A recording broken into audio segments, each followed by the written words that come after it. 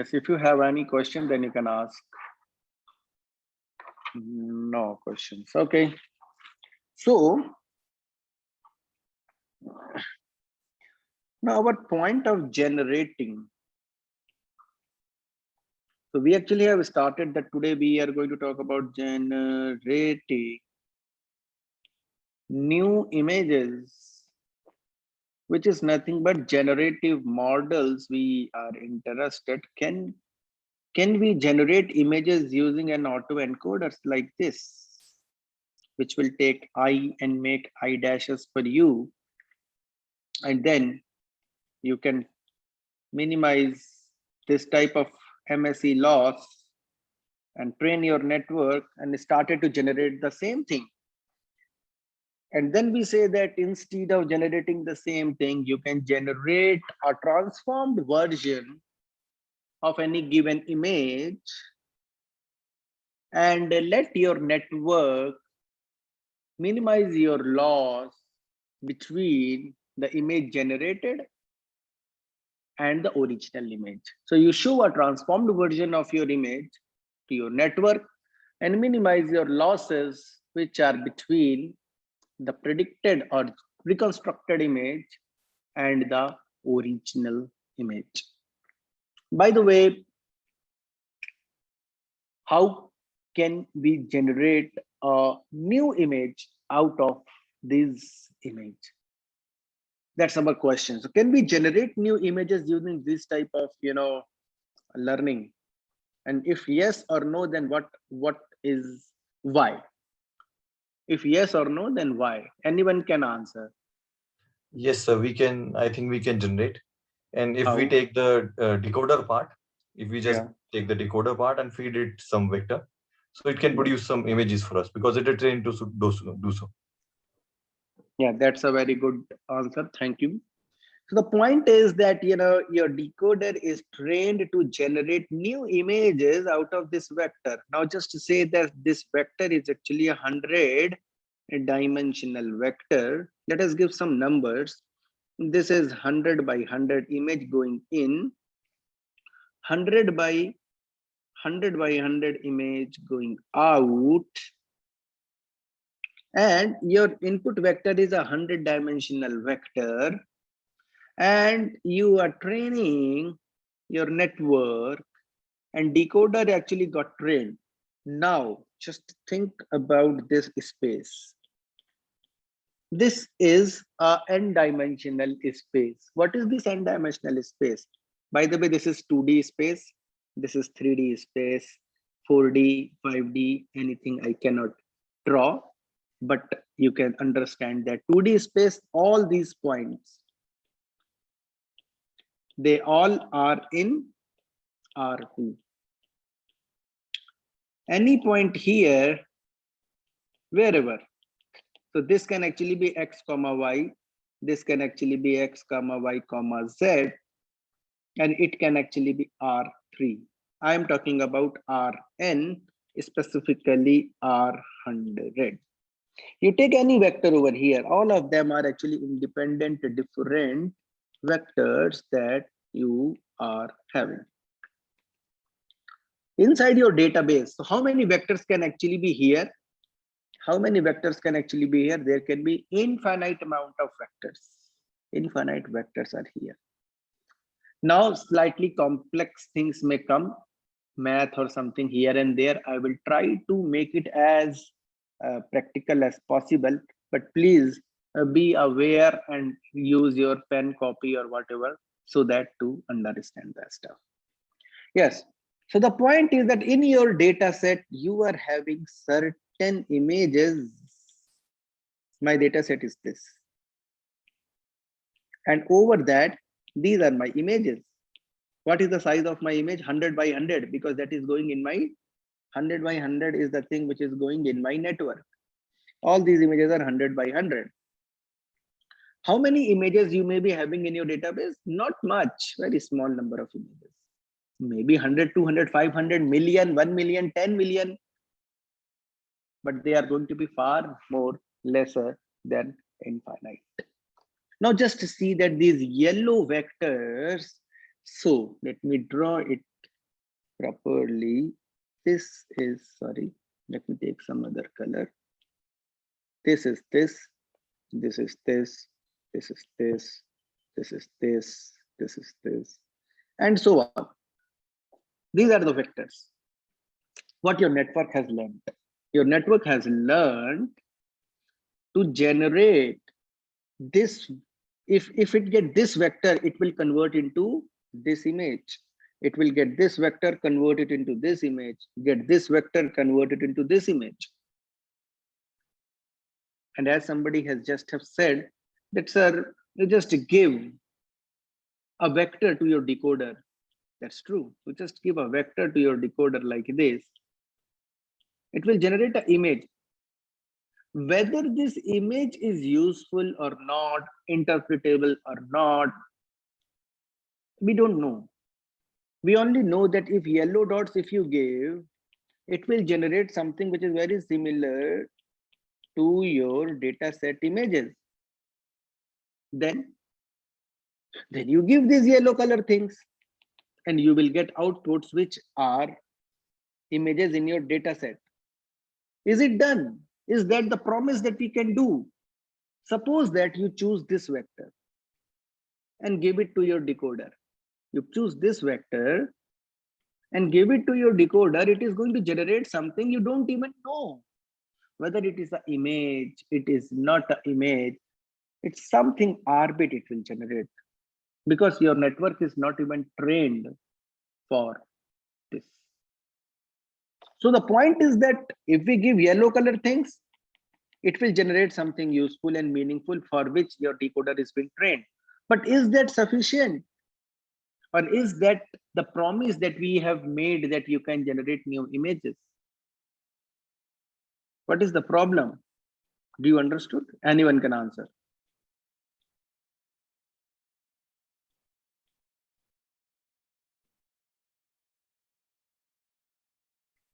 Anyone can say, don't worry. Aditya, please can you repeat the question? Yes. Question is that if I take these yellow things, show it to my decoder, it will generate these images because it is being trained for them. So that is the promise. Is that the promise? That you given vectors, which are these yellow color vectors, generate the database images, or you wanted to generate something different?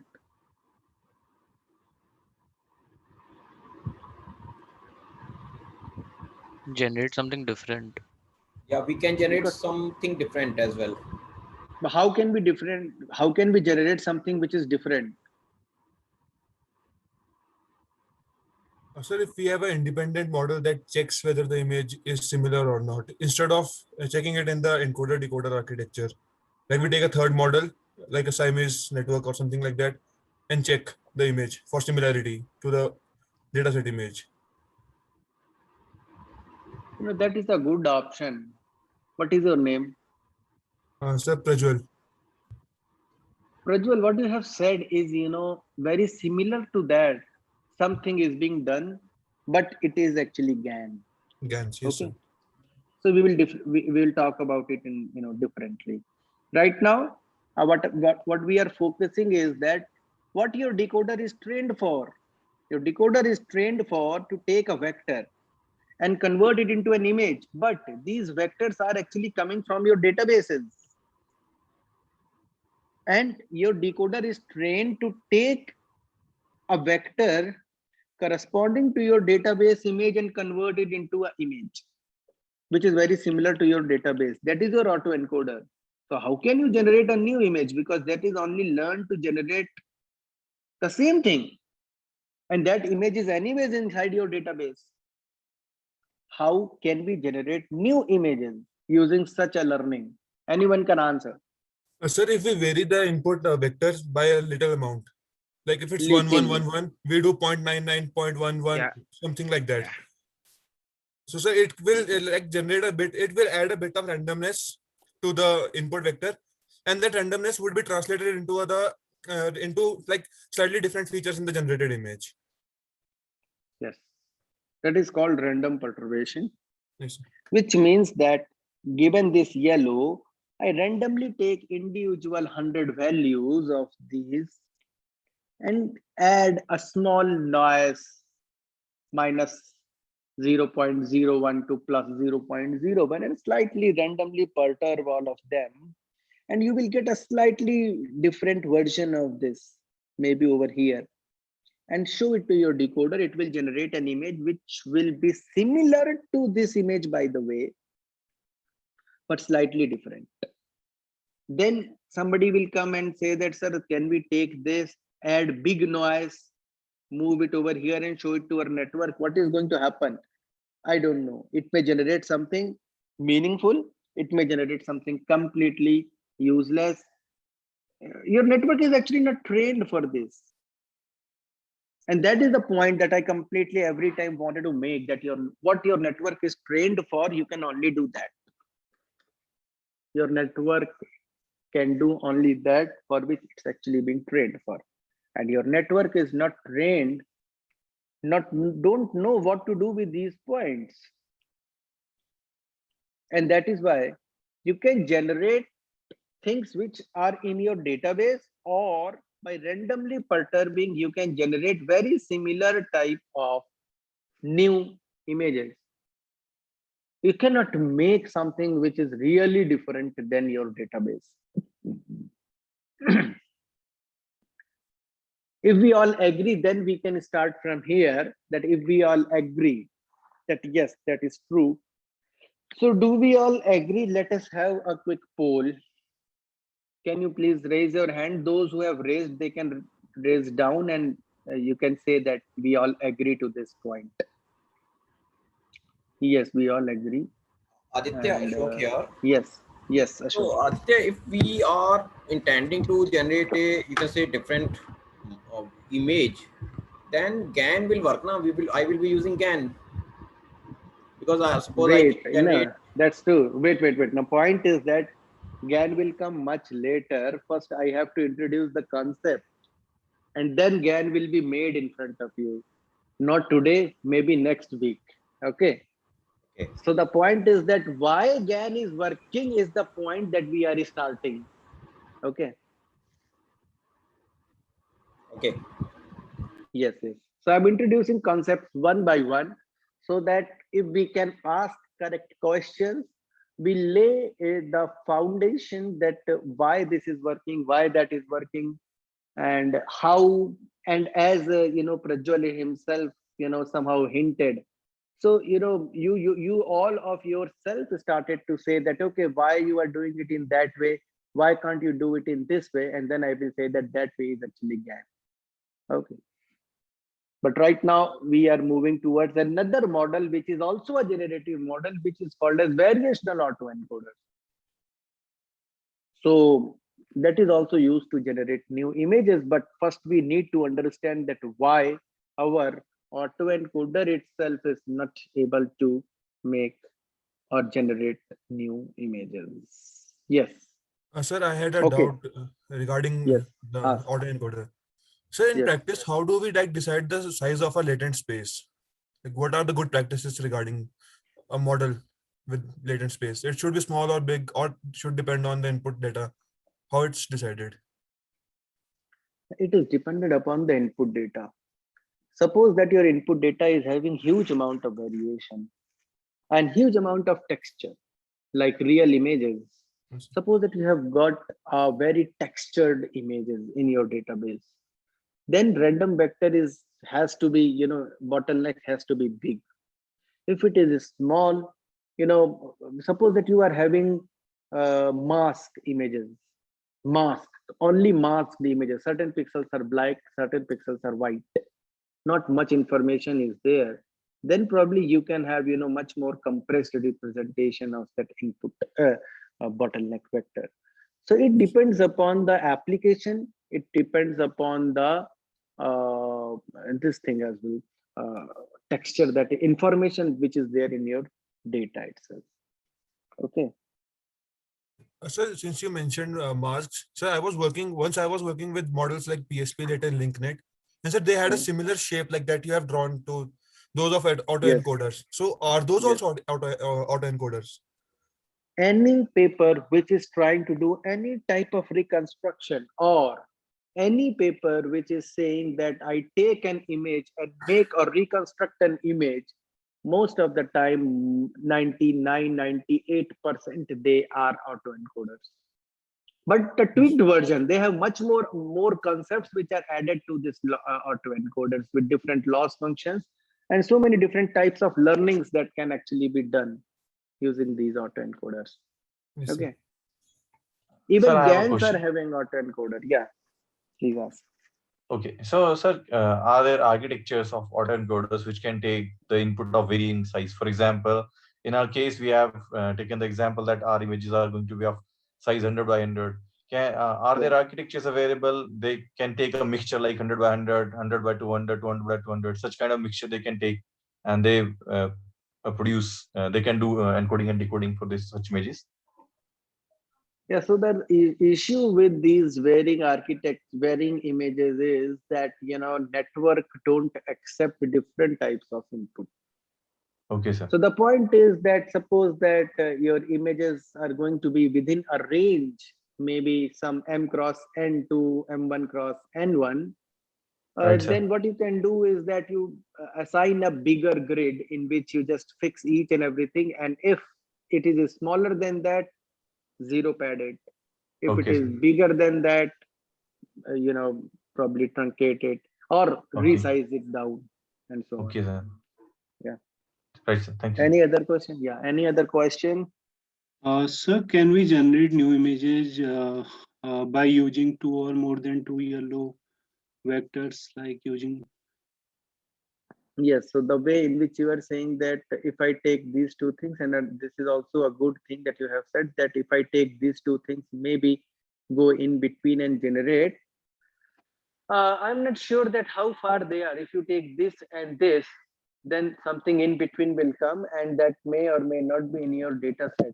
Only, the point that you let your network understand is that if I give you by database images, how can you regenerate that?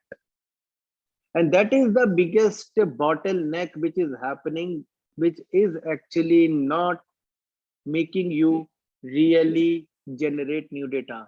And you need to understand that if you wanted to generate data, what you need to learn. If you wanted to generate new data, suppose that if I show you huge amount of data, random pairs, x1 comma y1, if I give you huge amount of random data, in fact, if you remember, Dilip sir was teaching and he was showing you multiple sequences one by one, and you started to guess that, okay, what is going to be your next word? So next word generation is actually being dependent upon the previous things. But when I say that you are having huge amount of data, I keep on showing certain things to you. How can you generate this point? So for that, you need to understand some intrinsic behavior of the data. How this data and this variation is happening inside this space. But you are not learning that. You are learning how to transform a vector into an image, and that too when this vector is coming from my data set. So network is actually trained for this, not trained for generating new things, but generating from V to this thing. Now, who is the one who is going to give you these V's? Then you say that encoder is giving, and your encoder will say that, okay, I can give you this V. First, you give me the image, which means that you wanted to generate a new image, and encoder is saying that give me that image, but you cannot give that image because you do not have that image. You wanted to generate something new, and that was the issue. You understood? Yes or no? Yes, yes. Okay. So that is the issue which is happening, and from this probably we need to go to certain other place, and I can tell you that's a slightly more involved lecture which is going to take certain things out of you, not very difficult, but most of the time it's going to be very, very simple. And finally, maybe when we finish variational autoencoder, we all understood that what is happening. there may be 3 or 4, maybe 1 or at least 1 more question will be left when we finish. And for that, you require huge amount of understanding that I will give you resources. If you are interested, then you can read about. But let us start one by one, try to digest few of the concepts that are essentially required. And I'm Um, sorry for that. Yes. So may I Yes. ask just one question on the previous thing Yes. on the slide? So I was just wondering, like, let's say we have kind of trained a model with known vectors, to generate maybe random portions of a scenery or an image. And is there a possibility that, maybe we wanted to now generate something like a new image which has similarities to what it already knows? And is there any scope to provide feedback whenever it makes an error so that it can again retune itself and generate something close to this reference output image? Yes, so that is called as conditional transformation. So that is anyways being done. So don't worry, all these things. And let me tell you that whatever new things that you can think of, they are already being done in this domain. So whatever you are saying, papers are there, problem is there, and solutions are there. So once you understand this stuff, you find yourself eligible to even read those papers and those type of solutions. Okay. Okay, yeah, sure. Thanks. Yeah. There is something which is called as semantic segmentation, which means that, I have an image in which there is a, tree like this. Tree, I mean, it's not a tree, but that's actually a person. So you wanted to find out what are those pixels where there is a person. So you need a mask like this. All these green pixels are actually 1 and other pixels are black. That is the output that you are interested in. So these type of encoder decoder networks can actually be used to do that thing as well. And there was some name of that network, Segnet. Okay, very old network. If it is working, let me see. Segnet architecture and images. Let us go to Segnet. Yeah, so this is Segnet architecture for you, by the way, and I assume that you all can see. That's a encoder decoder network, right? Same encoder decoder, just what we have done, and you can see that I'm able to give the input RGB image to such a network, and output is the segmentation mask. It is just telling that where there is, where is the road, where is the cars, where is the tree, where are the trees, where is the sky, and so on. Here's a Segnet paper for you. And by the way, autoencoders are the things they are anyways being used for all possible types of reconstruction, because of the fact that they will take an image and give you an image. Any other model cannot do that. If your model is working like image to image translation, you want to see image to image translation. So what do these arrows represent in the model architecture from the encoder to decoder side? And that's an interesting question that requires some more understanding. Wait. That's a good thing. By the way, let me show you this. So if I go there, maybe some much. So these are all GANs, by the way, but you can see that if I give you left side image, how can you generate the right side image? If I give you zebras, how can you make the horses, and so on? So this is image to image translation. I give you an image, you need to give me an image back. I give you a zebra image, you need to give me a horse image. I give you a summer image, you need to give me a winter image. I give you, a photograph. Last thing, a photograph. And you need to convert into Monet, Van Gogh, and I guess these are some big painters. So probably, how can you convert this photograph into something which is, very similar to their style. So for all of them, even if it's a GAN or anything else, they are actually using images. Sorry, autoencoders. Then somebody have asked a very interesting thing. I can, and very quickly, let me show you. I have, I have drawn it in this way. That first I have this, then this, and then this is our autoencoder, right? It is going like this. This is our autoencoder. There is something which is called as UNet. The same thing. I just have drawn in a different way.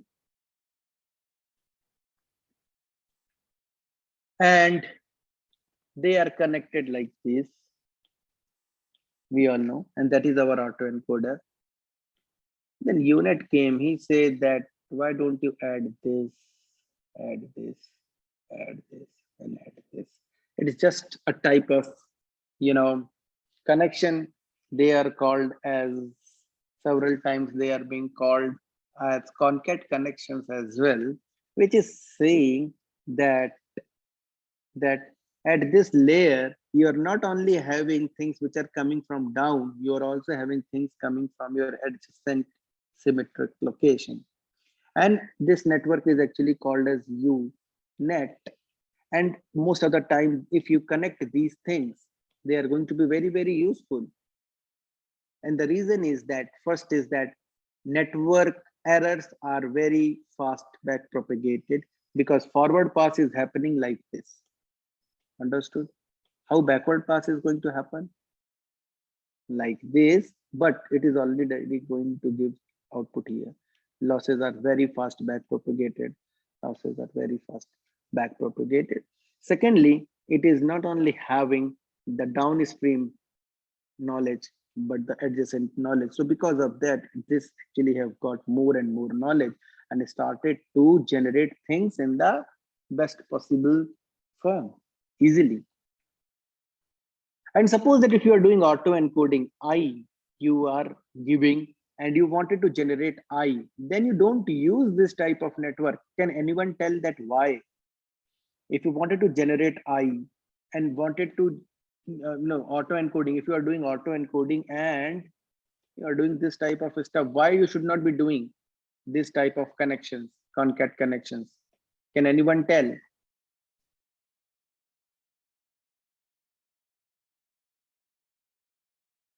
No? So if we are planning to learn identity, I think what will happen is that the first concat connection will have a lot of weight, and the rest of the connections would like lose a lot of their weight, and they would become redundant. Yeah, so it's actually like a cheating, right? I, you wanted to generate, and right from the first go, you are giving I to this guy. So what these guys are doing, they're not doing anything. And this is actually a type of, residual learning that they can do. If you wanted to convert day image into a night image, you can use this type of connection because both of these images are having huge amount of variation.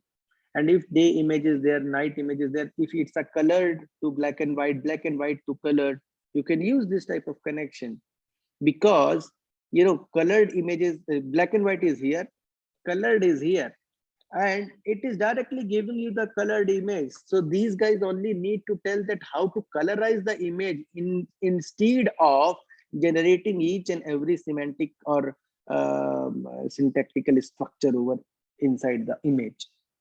So huge amount of generation got actually reduced if you have connections like this. But the original and the final image, if they have good amount of similarity, then it is better to have this type of connection. But exactly similar things, you do not require this type of connection. Is it okay to everyone? Or if you have any question, then again ask. Yes, I assume that this is fine. So I guess that this is also answered, and UNet is actually a very useful architecture for any type of reconstruction, if you wanted to have. in which you show I and wanted to generate I dash, this type of network is definitely going to be very, very useful to you. You just need to add these connections, and these connections are going to let your network learn things better than networks which are not having this connection. Okay. Let us start few things. Probability. So the probability is that, this is the Venn diagram. A is an event. Probability of A is equal to the favorable outcome divided by the total outcome. Done. A and B, these are two different Venn diagrams, so two different events. Event A, event B. This is the intersection. A intersection B is going to be equal to the B intersection A. No issue. Probability of A given B. What does that mean? It means that I am telling you that B has already happened like this. So if B has already happened, what is your sample space total? It is not whole, because we are saying that a reduced sample space because B has already happened. So this is finally your total space. Out of that, what is the probability that A is going to happen? So this is the favorable thing. So out of this is the favorable thing. So that is why probability of A given B is probability of A intersection of B divided by PB. Okay. Probability of B given A. Probability of, what is the probability that it is B given A? It is B given A is probability of B intersection A, PA.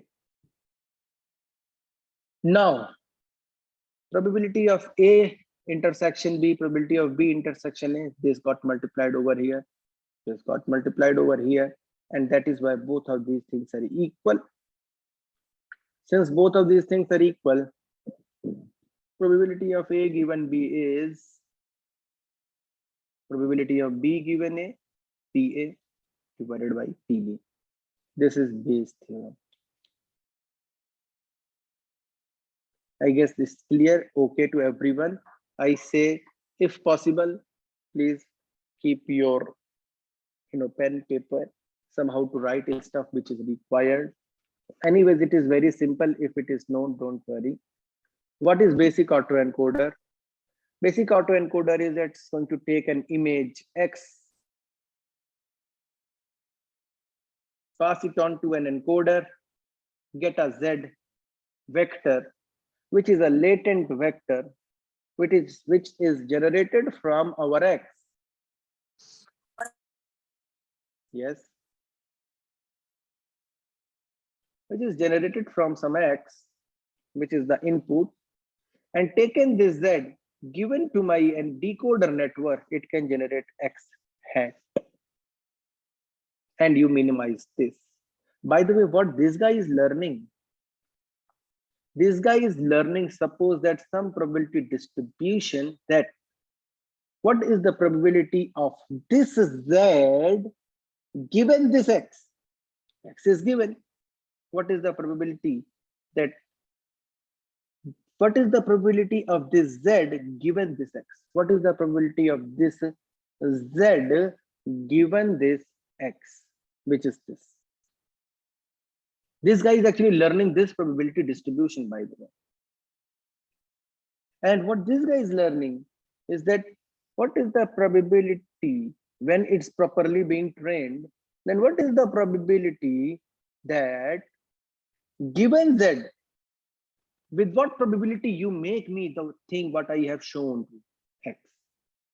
So that is probability of X given Z. Probability of X, probability of Z given X, and probability of X given Z. And they both are actually learning two distributions, by the way. What are these distributions? You may be having questions. Wait, let us see all these things one by one. Now suppose that I have a very big database, capital D, of huge amount of persons, person number 1, person number 2, 3, 4, all of them are actually students. I have N, which is actually 1 million students. 1 million students going to appear for a 10+2 exam. 10+2 exam they are going to give. 1 million students. Who are they? Student 1, student 2, student 3, 4, and all of them are having a height and a weight, H1W1, H2W2, H3W3, HIWI, HNWI, and so on. Okay, that is my data set.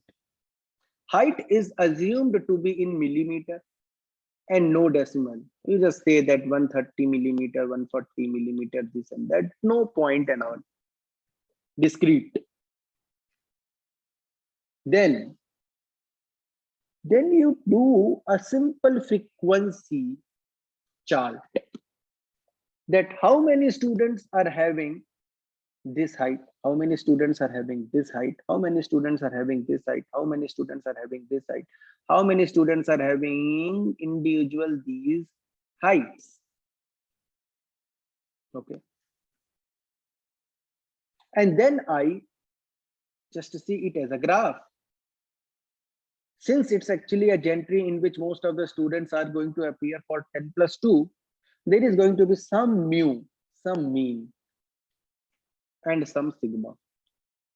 You all understand that what is a Gaussian data distribution? Gaussian distribution is nothing but this, which is having place where it is peaking, which is mu, and how fast this peak is actually deteriorating, that is sigma.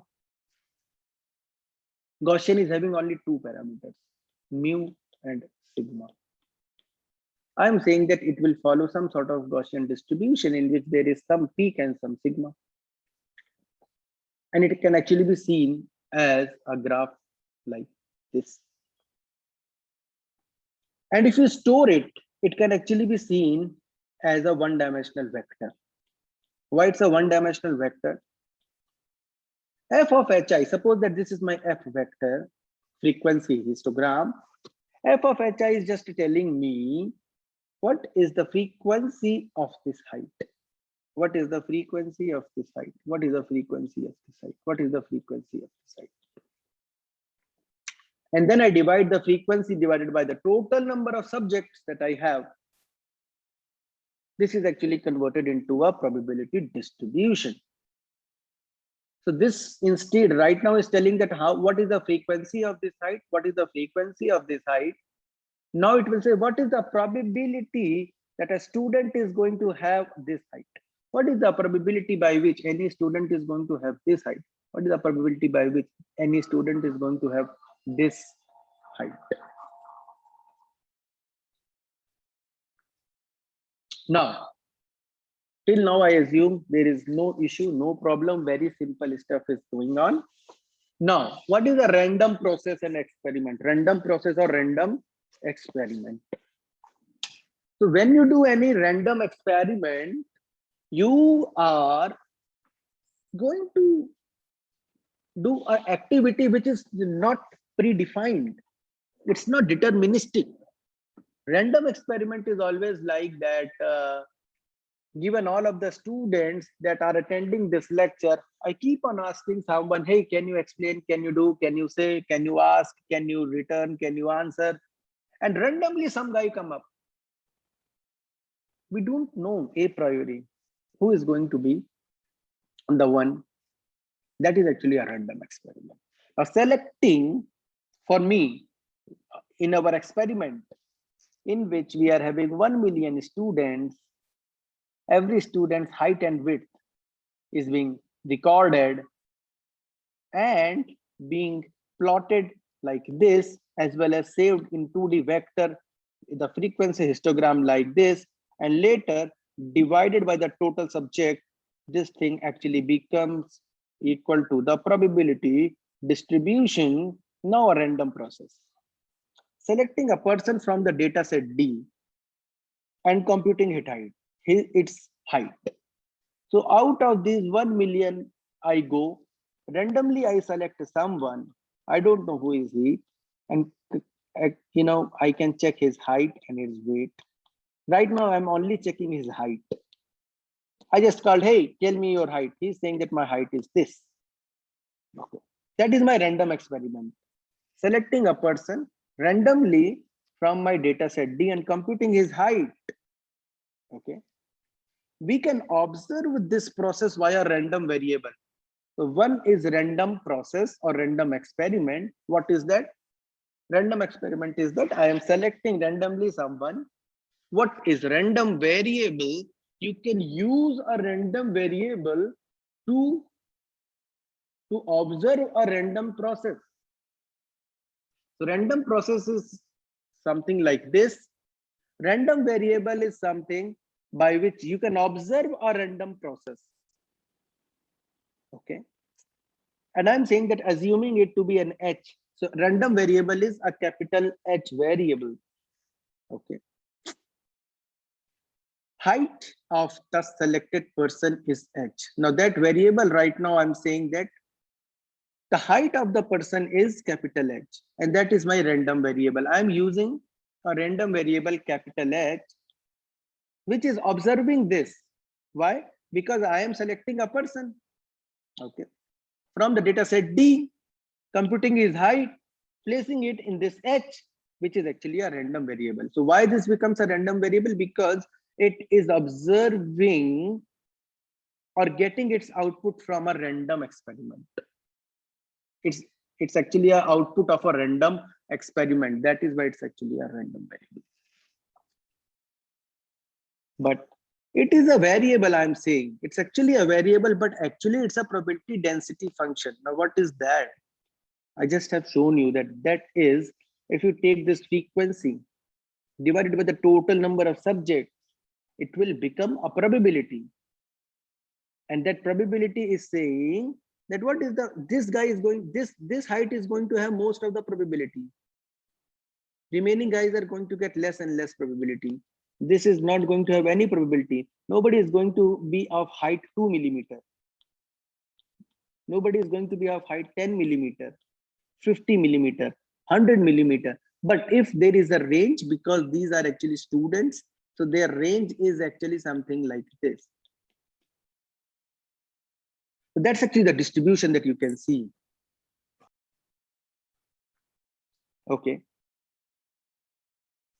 If we randomly choose a person from D and wanted to know that what is going to be his height, I'm randomly selecting, asking a person, what is your height? Can you tell me your height? You cannot tell me a height with a single value. You cannot tell me that, okay, if you randomly select a guy, his height is going to be 160. You can say that his height can actually be not a single fixed value, but a distribution. You can say that if you select single value, if you select a single person from this D, he is going to be of this height with this probability. Which probability? This probability. What is that? This is here. Frequency divided by the total number of subjects. What is the height? What is the probability by which any randomly selected guy is going to have this height? We just come over here, find out the frequency divided by the total number of subjects. That is the probability by which it is going to have this height. So random variable is going to tell you that what is the probability distribution your random process may, may be actually following.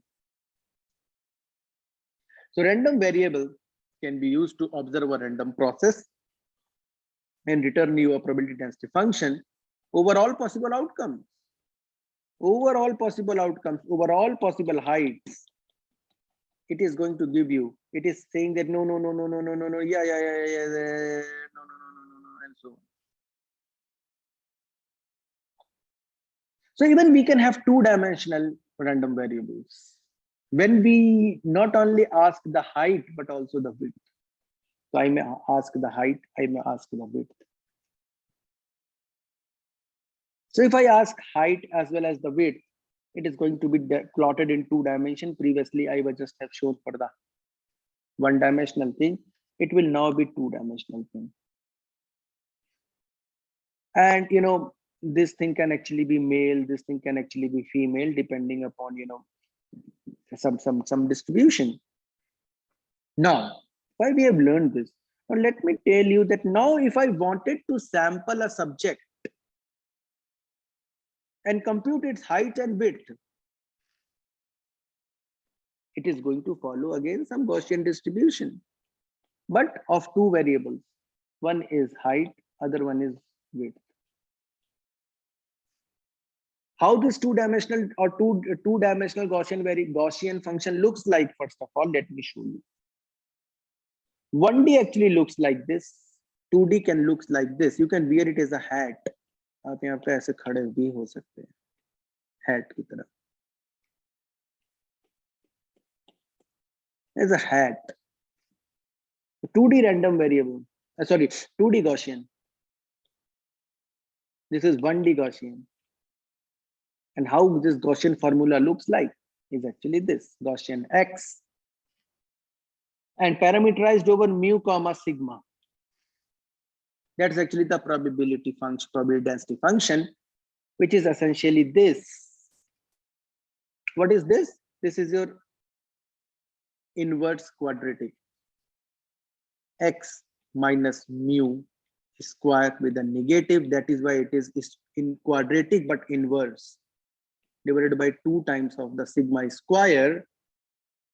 1 divided by under root of 2 pi is actually the normalizing term, and sigma is actually coming. So why this formula? Don't ask, because that's the Gaussian function. Parameterized by mu and sigma. So if you know what is mu and what is sigma, then for each and every x, I can tell you what is the gx given mu comma sigma. Here your peak is 5. That is why mu is equal to 5. And around 1.5, it is somehow getting down. So I guess sigma is also around 1 or so. So maybe mu is equal to 5 and sigma is equal to 1 or so. You are making it like this. Similarly, in this way, you are having a 2D Gaussian. Just an extension of this. And its formula is actually this. This is 1 divided by 2 pi sigma 1 sigma 2 e power minus this and so on. And this is for 2-dimensional thing. Now your x, which is right now only x1, or it may be x2. Now here in 2D, it actually becomes, your x becomes equal to a vector x1 comma x2. But in multivariate Gaussian, it can your x can actually be x1, x2, x3, or maybe n-dimensional, and that is why you are having a n-dimensional multivariate Gaussian function, which is something like this. So don't be much worried about, but you just have to make sure that few things are available, known, and if you are not very clear, you may go and see this stuff. But I guess that this simple Gaussian I just have used, so it's not a big deal. Simple things. This is okay. Photograph is okay. Diagram is, this formula is slightly complex, but when it becomes more than 2 to 3 to 4 to 5 to 10, or maybe to n-dimensional vector, this is a slightly complex formula for you. So don't worry. It's exactly the same extension of this or even this. Okay. Now, why I have talked all these things suddenly in between when I was talking about so many things which were much more meaningful, useful, and this ugly mathematics is coming in between and disrupting the whole flow. Now, the point is that if you wanted to learn new things, you need to know the distribution. And then only you can sample something from that distribution. Your data, understand, your data is something like this. And you take this yellow thing, show it to your network and started to make something that is okay. But can you select a new point inside this distribution? And then you say that for that, you need to know that what is this distribution. And if you can learn this distribution instead of learning something else, you can learn this. And once you learn the distribution, you can learn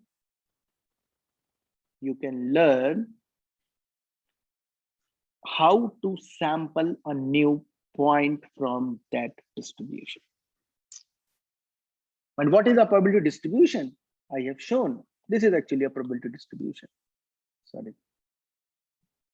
This is a probability distribution for you. So if this is a probability distribution and you sample something out of this, most of the time you will be sampling things from here. The probability is very high that whatever you are going to choose, its value is very near to 5. But sometimes it will be 4.5, 5.5. Even sometimes it will be here as well, but rarely. But most of the time things are going to be inside this. Even they are going to be very close most of the time towards this 5. And similarly, this is the thing which is going to happen for this 2D hat. That if you choose something 2D, you need to choose x1 as well as x2. You choose this with a very small probability, you choose this with a very small probability, you choose this with a very small probability, you choose this with slightly more than them, you choose this with a very high probability, you choose this with the highest probability. So these red zones are being chosen with a very high probability. These guys are being chosen with a very less probability and keep on reducing. So the top view of this probability distribution, if I show a top view of this probability distribution, can actually be like this. If you are able to appreciate it, it's fine. If not, then don't worry.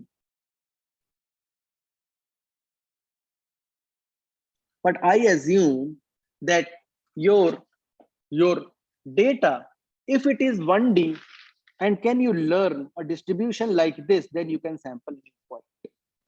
Irrespective of whatever you have seen so far, since you have learned the distribution, you can sample new points, maybe here, maybe here, maybe here, maybe here. And these points are new points. They may not be in your database.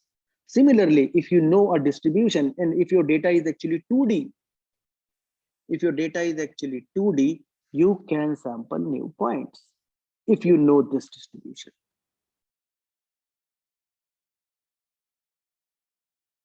Now, once we get a probability distribution P, we need to check whether this point belongs to this probability distribution or not. It is just simple the way I have shown that I have got a probability distribution. I have got a point. How can you tell me that whether it belongs to this? So this is a very small probability. I say that doesn't belong to this. Anything which is more than this probability, which is actually being in my third, axis, this. If it is more than this, only these guys belongs to this distribution. Other things may not be belonging. Or you may say that, okay, if it is more than this, then you say that these guys belongs to this probability, remaining guys don't belongs to this probability, and so on. What does it mean? I take this point. What is this point? This will be x1, x2. What is the probability? You take this and just supply it x1, x2 over here. This formula is going to tell you that what is the value. Anyways, that is the value which is being plotted over here. You take any xy, x1, y1 in this plane. This is x1, this is y1, x2. You take any point, take that value over here, depending upon that mu, sigma, and so on, you are going to get an output. And that output is going to tell that whether what is the probability of that point belonging to this distribution. So we need to check the probability of any given point X. Maybe 2 dimension, maybe 1 dimension, maybe n dimension. So you can check that whether it belongs to the probability or not. Then using this probability, if it is more than a threshold or less than a threshold, is going to tell that whether it is belonging to this distribution or not. And this distribution may be actually the distribution of height and width of all the male. And then you have height and width for all the females.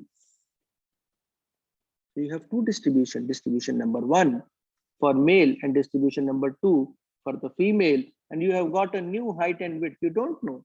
You take this, place it over here, you will get a probability.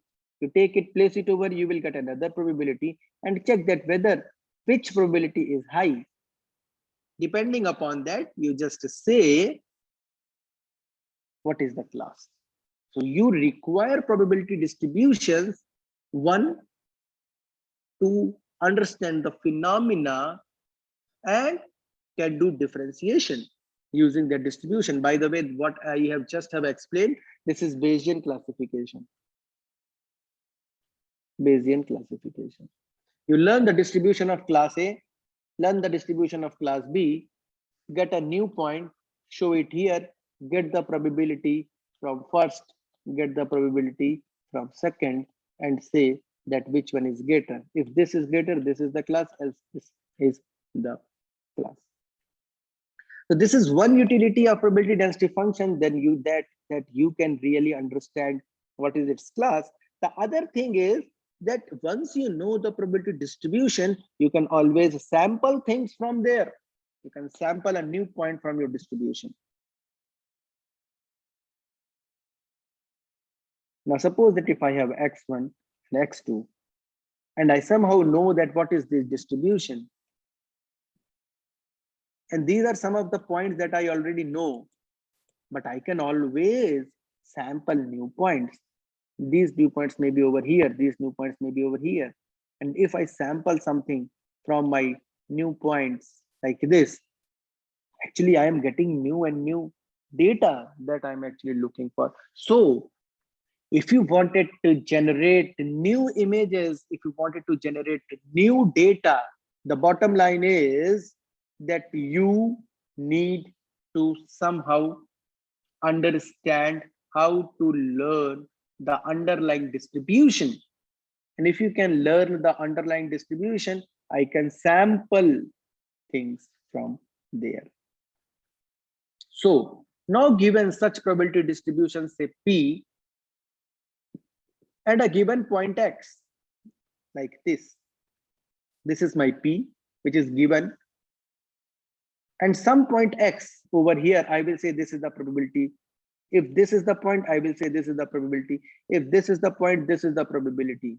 So you can find out what is the probability by which you can say that whether that X point belongs to this distribution or not, so that you can use that probability for classification.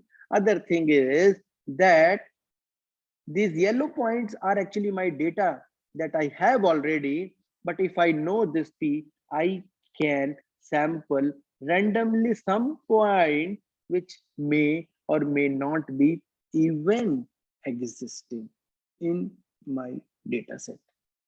Yeah, so is this clear? No or yes? You can raise your hand. This was slightly complex and much more involved.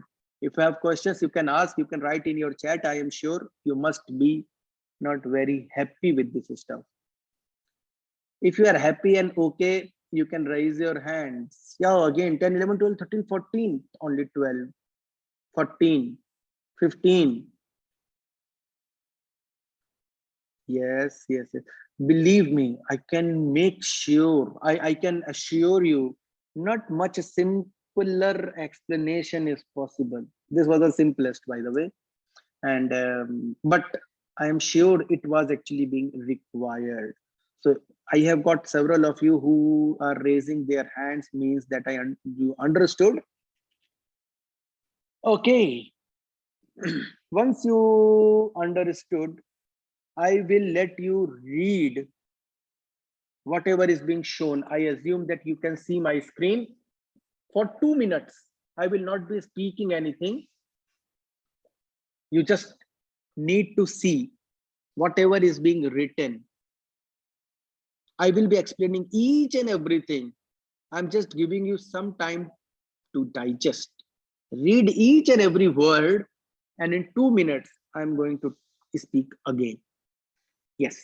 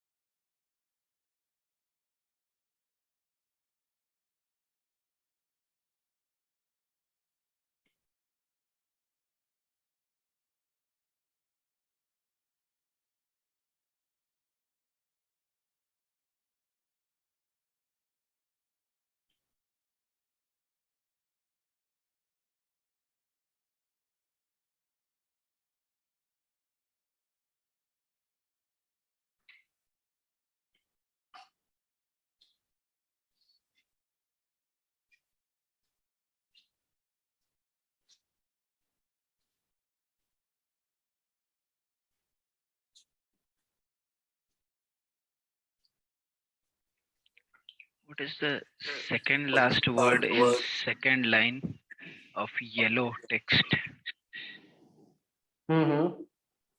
What is that word? Random 2D Co-occurrences. matrix. No.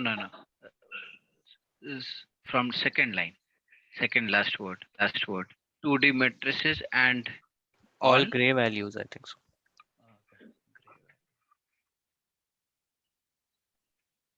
So it's a Yes. grayscale image 0 to 255, and it can have any of that gray pixel value. Yes. So we are done. Your time is up. And now my time start. So yeah, so this is my database. In this database, I'm having 1 million images, and each image is actually 100 by 100. How many pixels? I'm having 10,000 pixels. What you wanted to do? You wanted to generate new 10,000 pixels so that if they are packed in an image, can actually be looked like an image which is not already existing in my data. Understand the problem. That's your problem, first of all. Let us assume that we have a very complex and a huge training data set with 1 million images, 10,000 different pixels per image. You wanted to generate a new image. What does that mean? you need to choose 10,000 different values. How? Using some random process. For one pixel, I'm having one random process. For second pixel, I'm having another random process. What is this random process doing? This random process is going and asking a random distribution, the way in which we have seen for that histogram for height. Choose a height. I'm saying that choose a value. What is the range of this value? 0 to 255. 0 to 255. How many such values that you need to choose? You need to choose for 1, 2nd, 3rd, 4th, 5th, 6th. 10,000 different values. So you require 10,000 random variables. So each image can actually be seen as a 10K pixels, each being sampled independently from this set. So your random process is what? Just go and randomly choose one pixel. Randomly choose a value. What is that value? I don't know. It's in between 0 to 255. But how many such values you need to choose? 10,000. Then how many possible ways in which you can choose? 256 for first guy, 256 for second, 256 for third, fourth, fifth, this one. You just see the number. But if you choose these many ways, are all of them are going to be a meaningful image? No. Why? Because random noise, everything is there. These many different things, they're actually going to be there.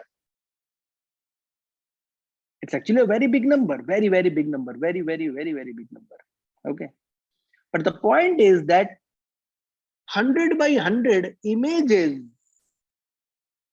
are actually going to be, and natural images are going to be a very small subset of these images. It's going to have huge amount of images. Out of them, most of these 2D matrices may not actually be image. They will actually be some random noise. You remember that random noise I must have given you the previous example, that whenever our DD news, our DD network goes, you can see that random noise, the images. Nothing is there. How many such images that you can make? A huge amount of images you can make like that. And this is all those, including all those. Out of that, there are few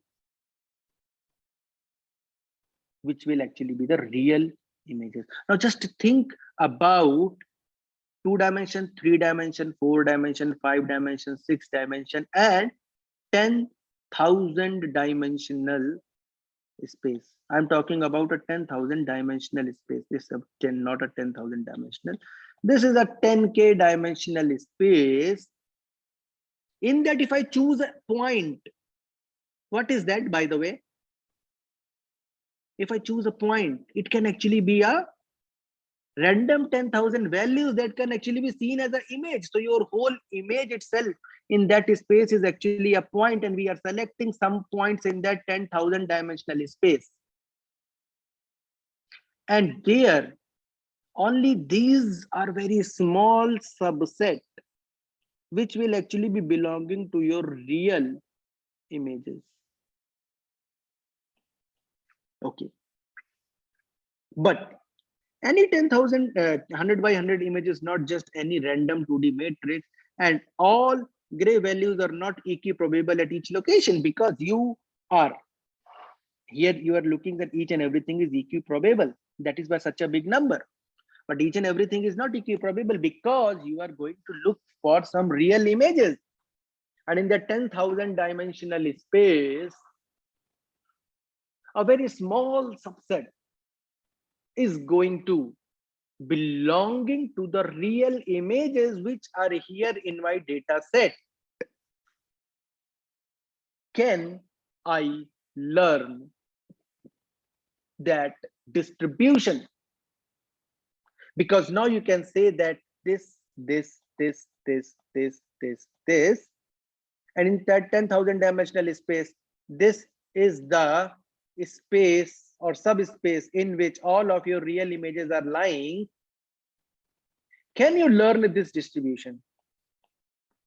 And if you can learn this distribution,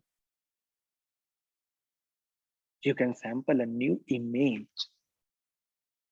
You can sample a new image. And that is the issue. Your network, when you was training an autoencoder, was not able to generate new data because it cannot sample a new image, because you have not trained, because it has not learned this distribution.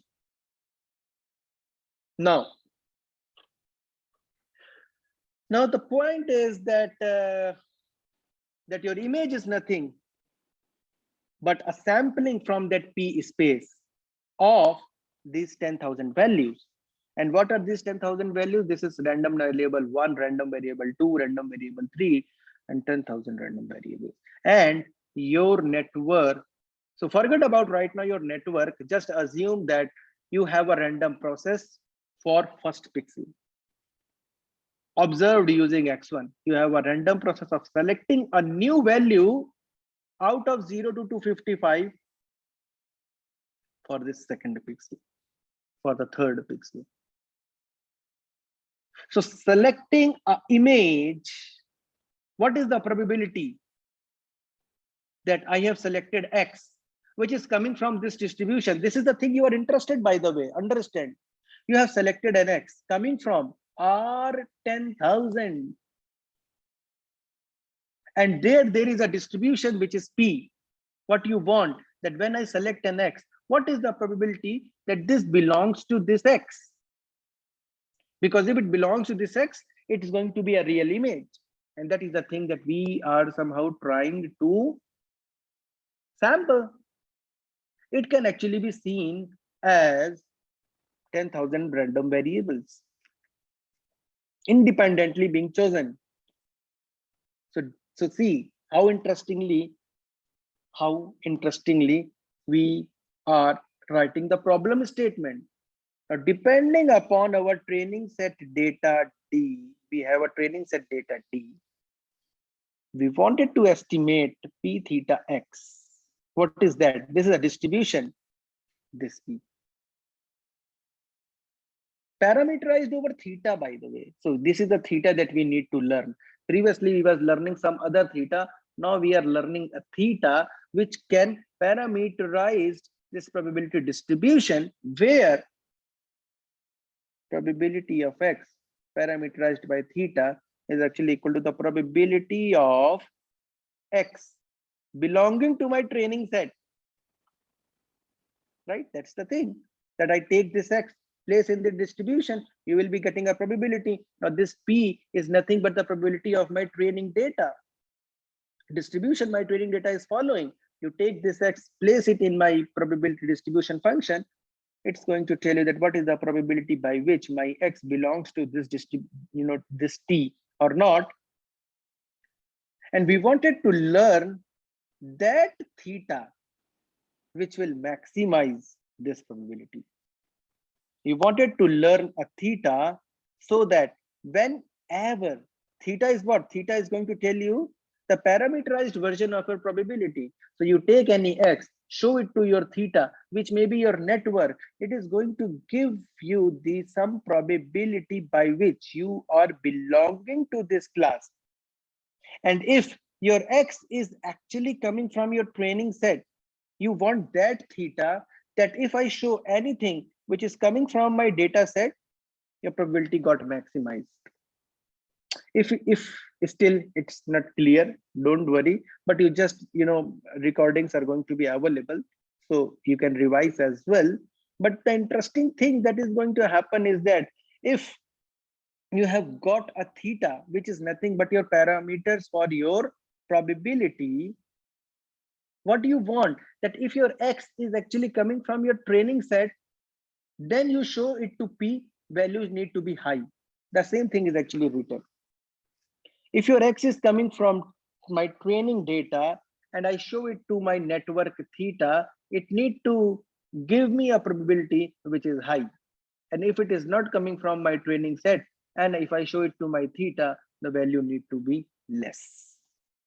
I want that theta, that set of theta. This is a theoretical question that I am asking.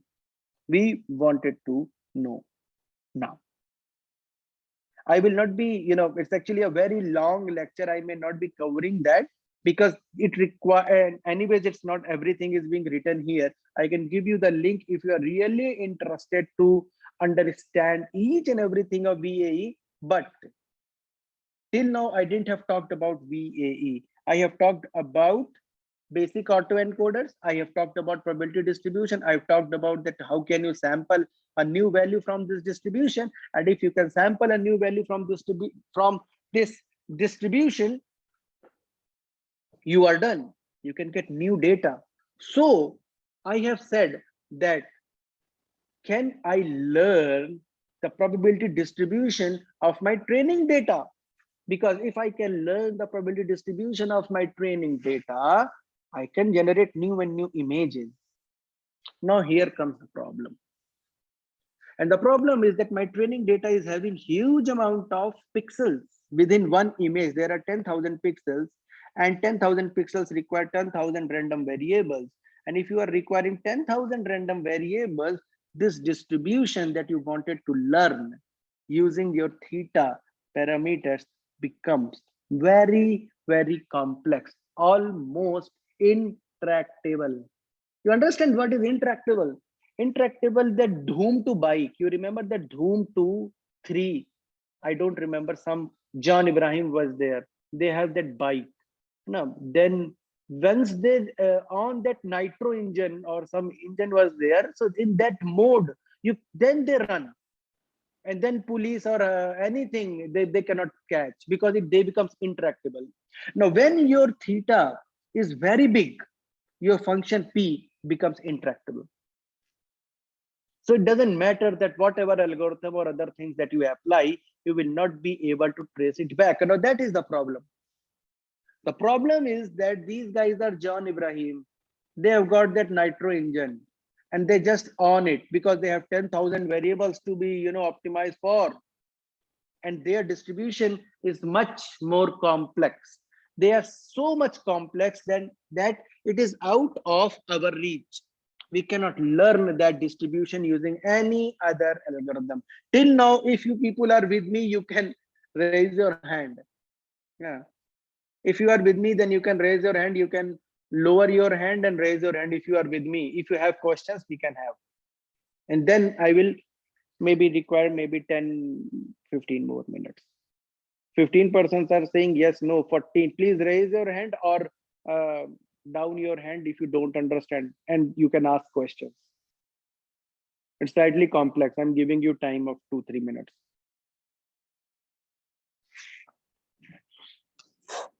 No questions. I guess that either you understood or that you require more time. If you require more time, then you will be having your slides, YouTube recording. So you need to anyways listen to this again and again to understand it fully. But I assume that you have got the most important background behind things that are required.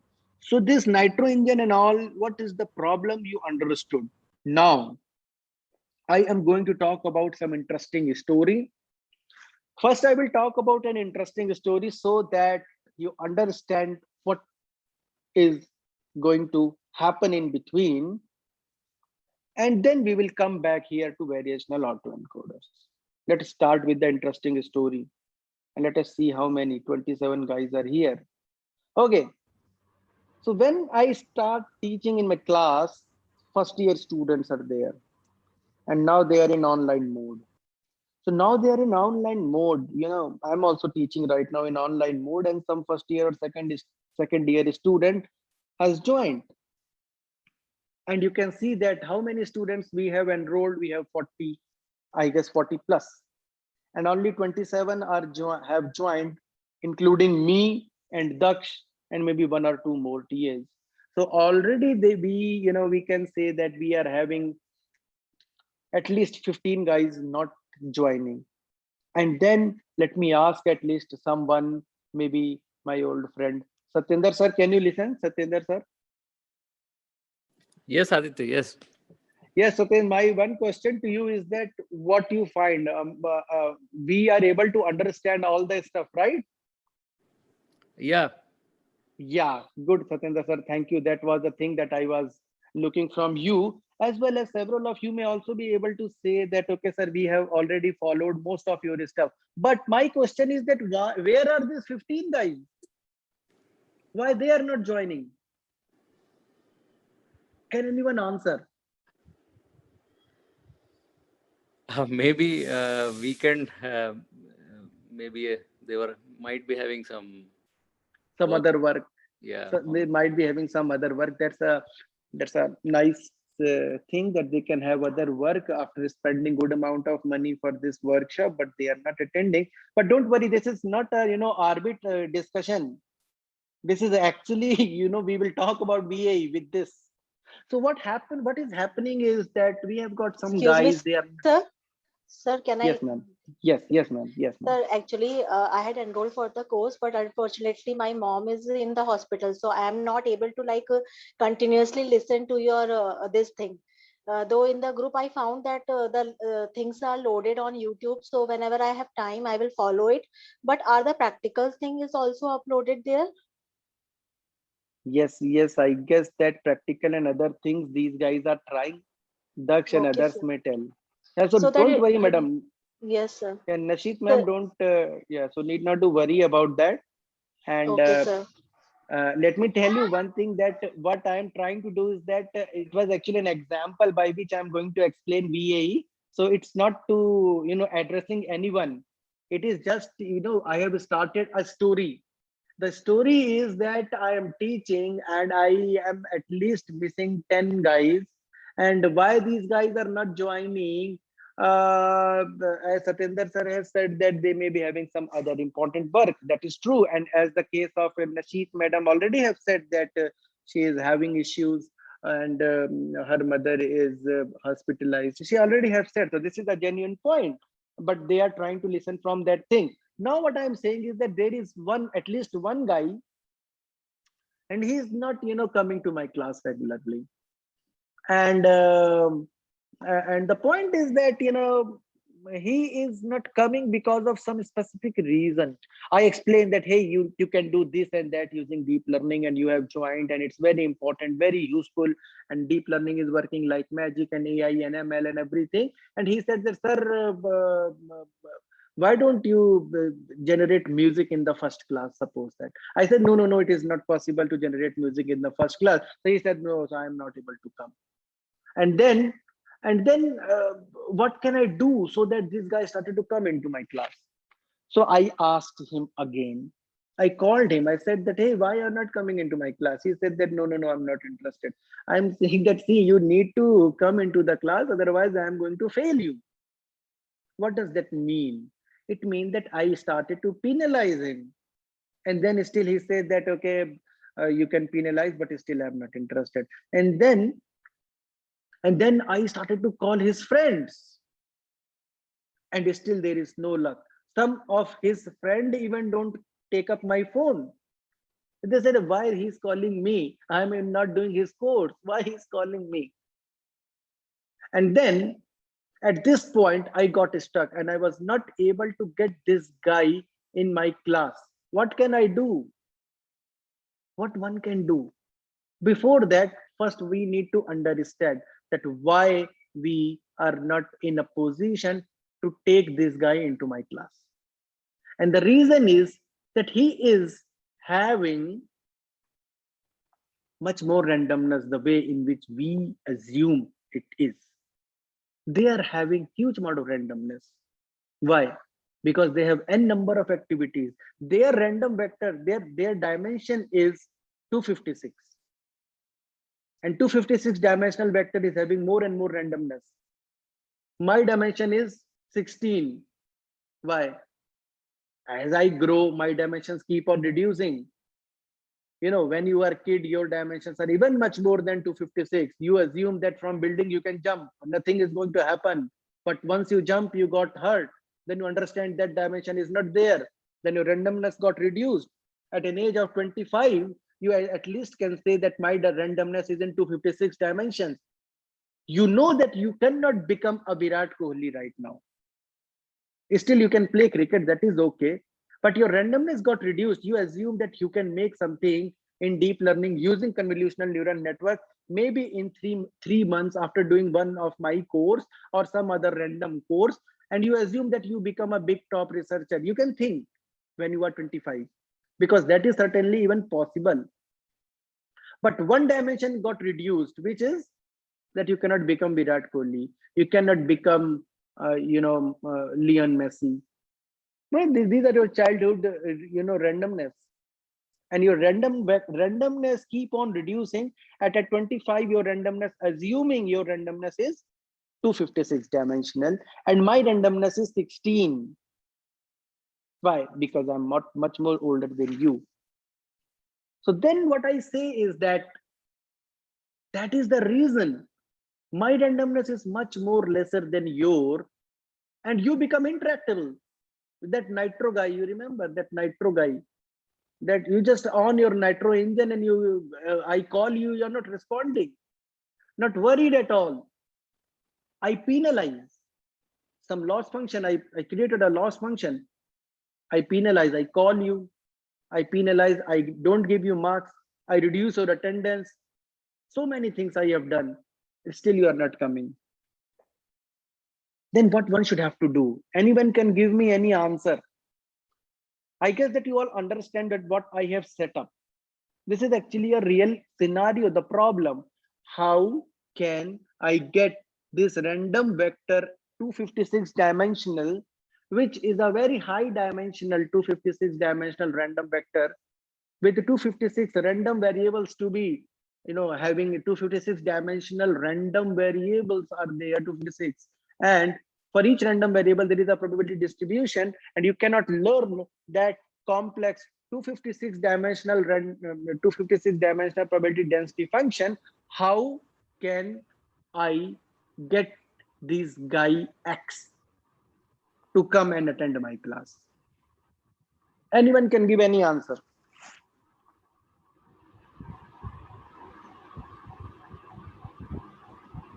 We can use some kind of dimensionality reduction or PCA. Dimensionality reduction is something that we will do later. Right now, we are in the space of real problem. This guy is not coming into my class. How can I get this guy coming into my class? How can I reduce his dimension? Okay. How can I reduce his dimension?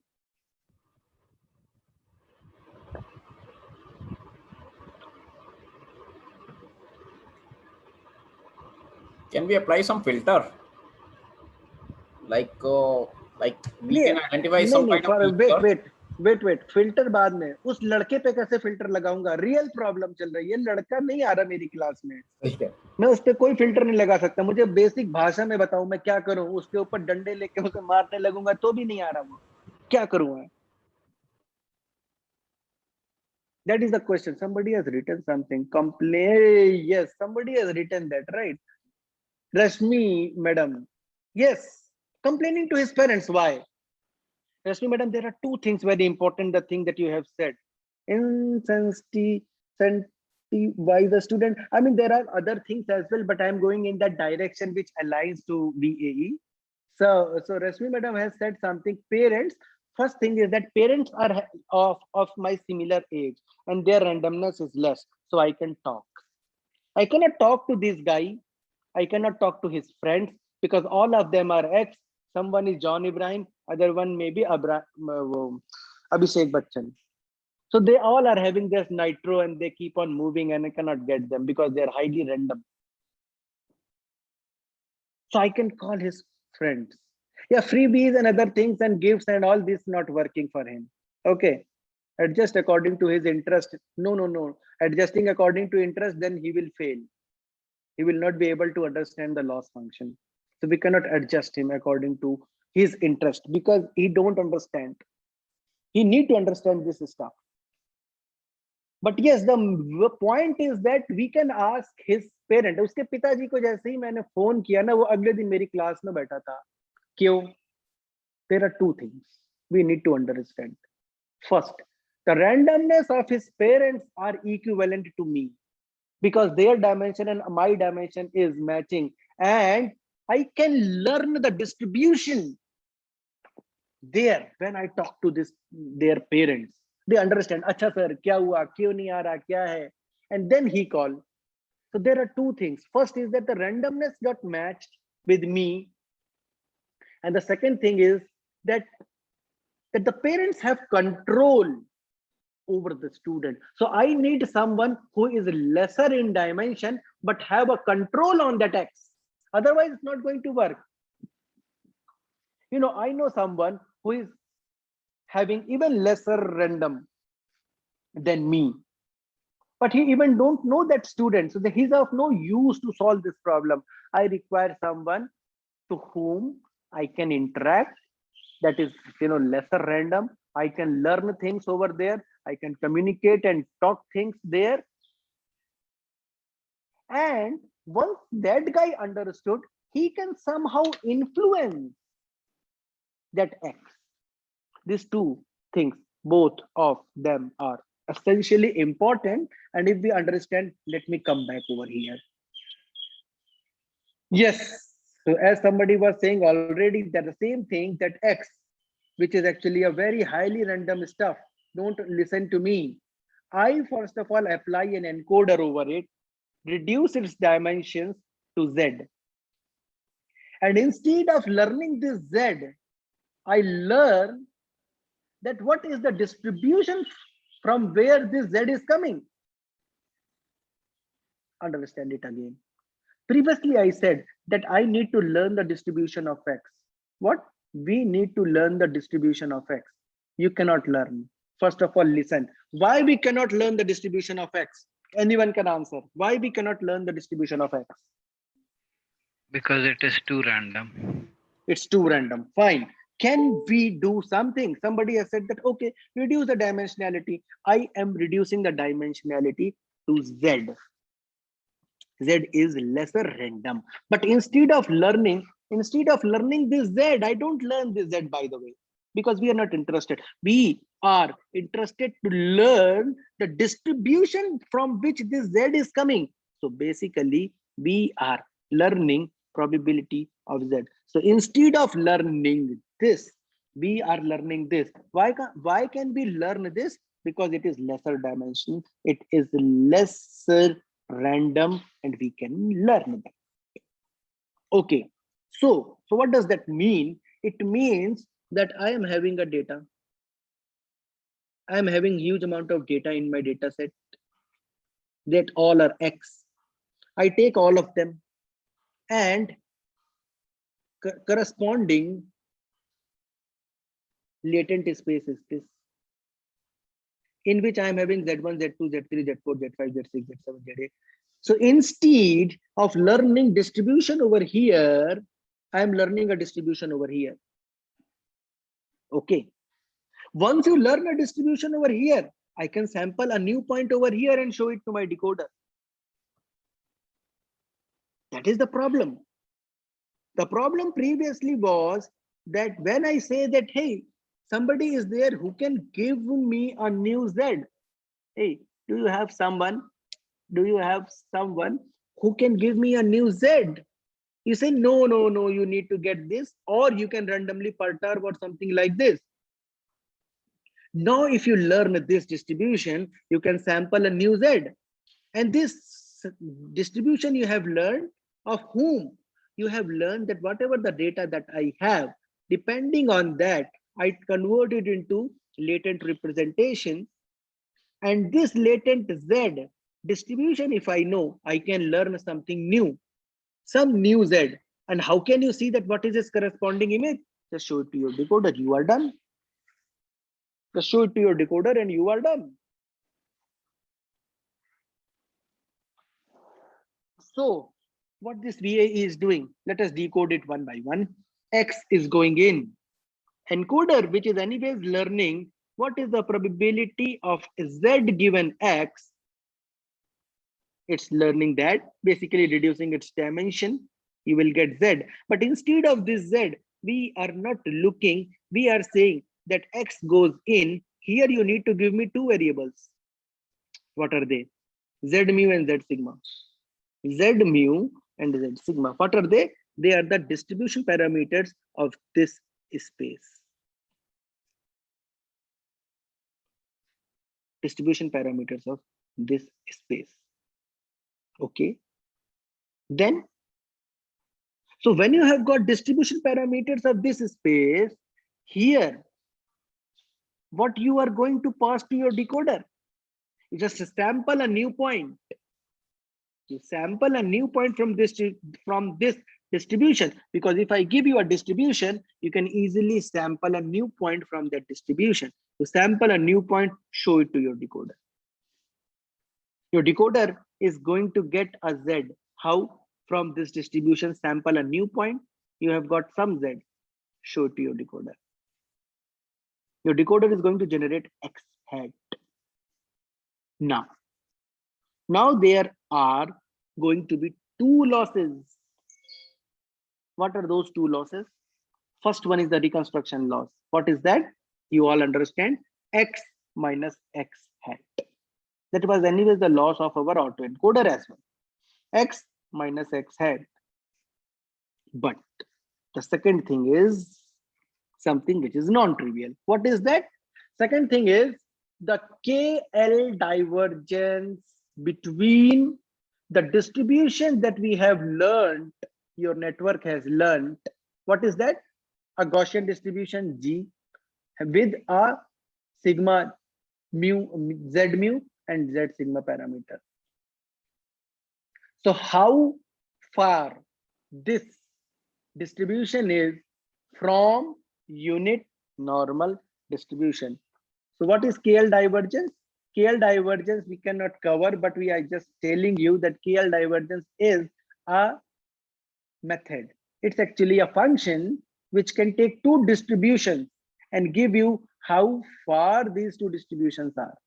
Distribution number 1 and distribution number 2. So what are here two distribution? Here we are having one distribution that you just have learned. What is that? That's the Gaussian distribution with Z mu and Z sigma.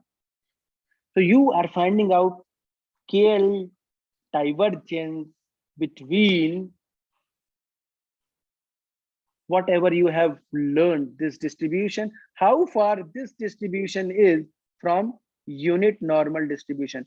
What is, by the way, unit normal distribution? Anyone can tell, first of all. What is a unit normal distribution? Unit normal distribution. Which has mean of 0 and deviation of 1. Thank you. Very good. That is correct. So what your KL divergence is actually trying to assess is that when you take Z, when you take X, give it to your network, you will get Z. I am not interested in Z. Keep it inside your network. Only give me two things.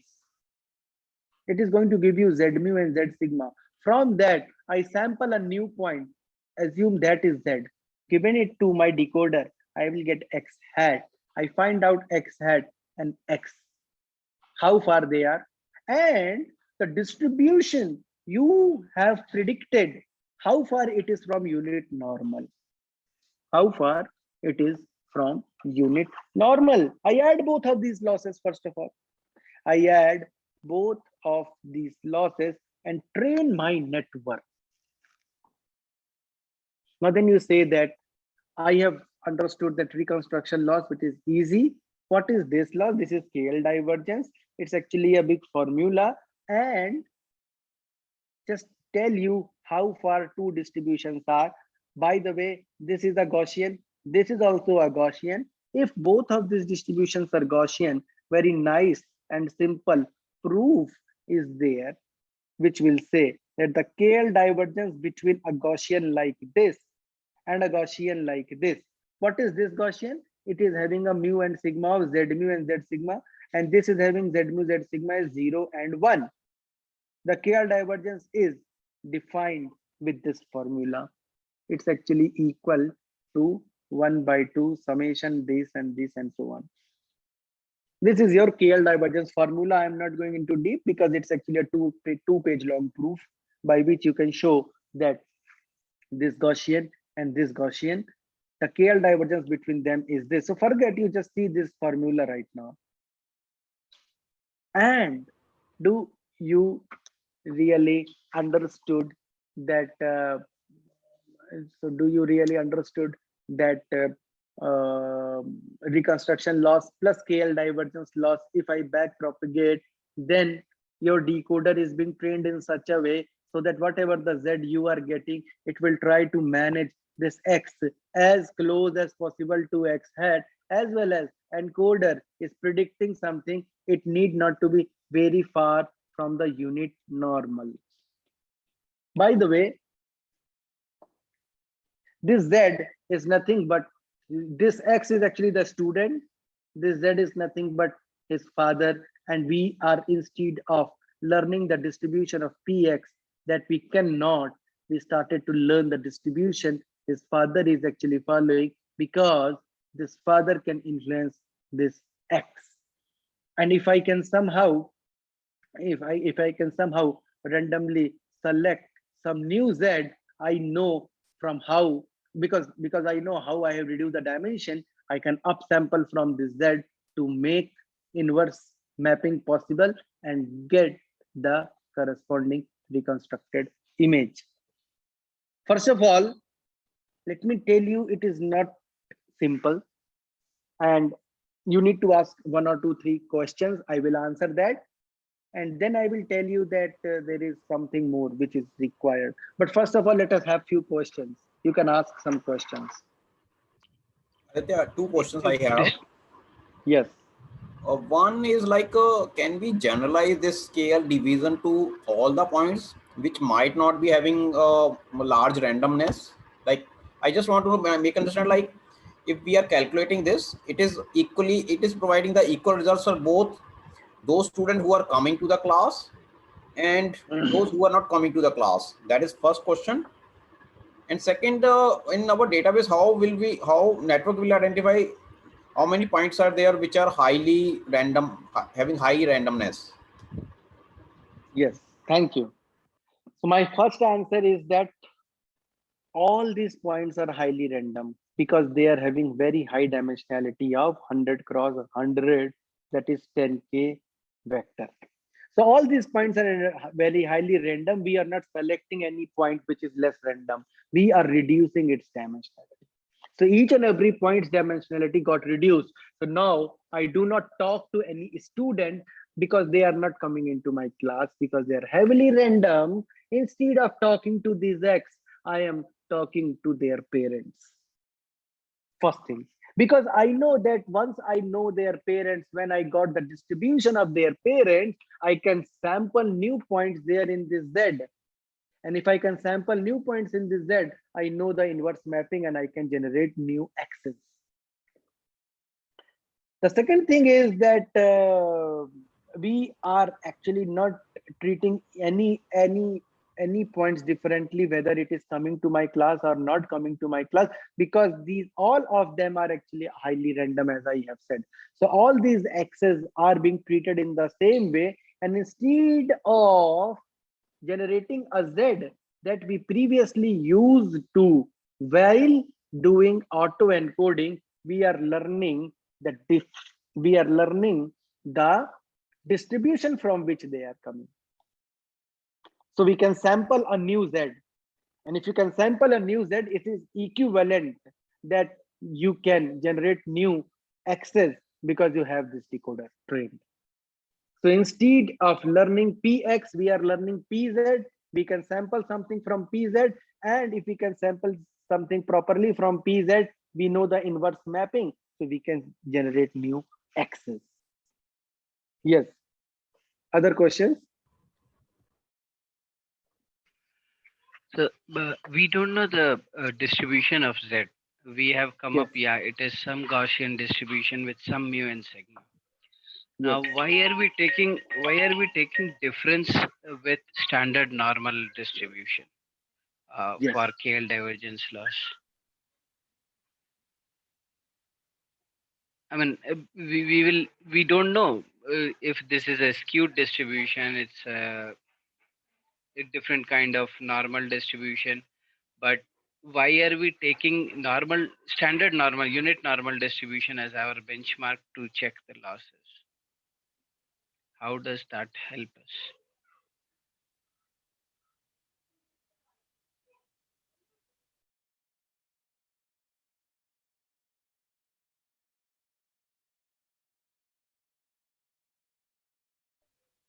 Hello, am I audible?